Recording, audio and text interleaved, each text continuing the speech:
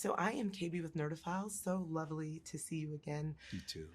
Listen, this film is absolutely fantastic. So my first question really is, stepping into kind of the legendary shoes of Rustin, how did that kind of expand your personal worldview, but also did it expand you in other ways when it comes to activism?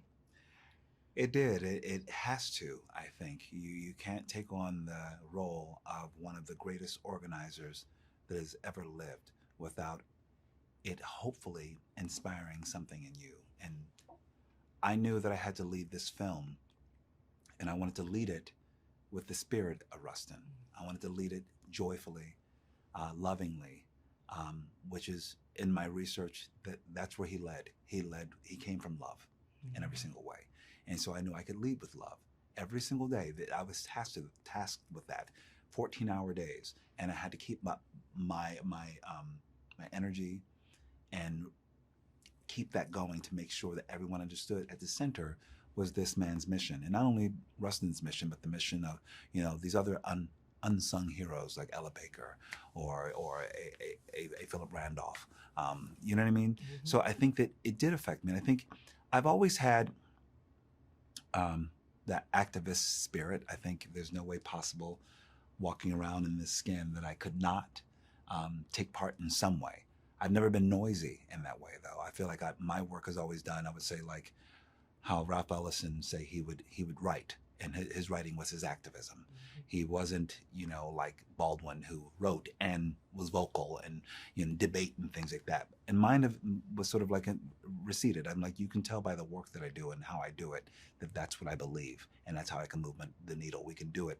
I do mine in my art, and I think but I do it even more fiercely now with my art. I not only just take care of the art, whether it's as a writer, actor, or director, but as a producer, I make sure that the way I'm producing and making things equitable, or making the way the set or the way the work is built is done from an activist spirit, to make sure that it does look like the world that I want to exist, that people are paid their worth and they're valued and things like that. So that I'm like, yeah, we need it on every single level. I may not be out there in the street, marching, but I'm marching in my art and the way we build it.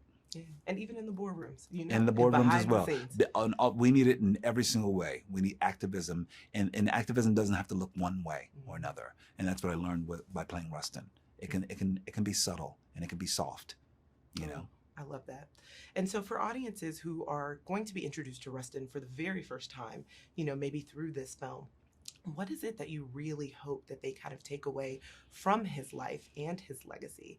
Because he's just such a powerful Black gay man, and we need this right now at this time in history. So what do you hope they take away? I think that there's a couple takeaways. One in particular is for us to continue to interrogate our history, to know that our history is being challenged daily. There's versions of history that make others feel comfortable instead of knowing the truth. And the truth is the only way that we'll advance, honestly, and be more human, by knowing who we are. It's just very simple and clear. So I think that it is activism to interrogate history and to know more. It's okay to know and have knowledge. Knowledge is power. So I think that's a takeaway from me. I want this film to, it's a very thoughtful, it's a very joyous, it's a very light-filled film. It is not that, the medicine of history that we're trying to get you to swallow.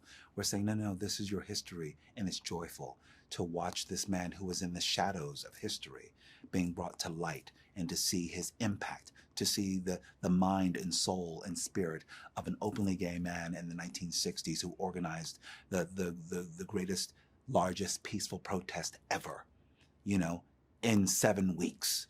And with all these young people who are 19, 20 years old.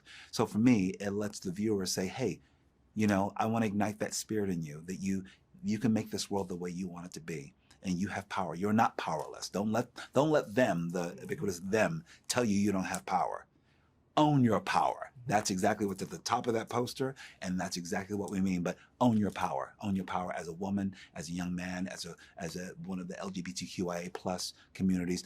own your power. That's your power. That's not a hindrance. It's actually an additive. Right. Mm-hmm. Listen, brilliant, brilliant performance. I had so much pride watching this film. It is fantastic. I cannot wait for everyone to see it.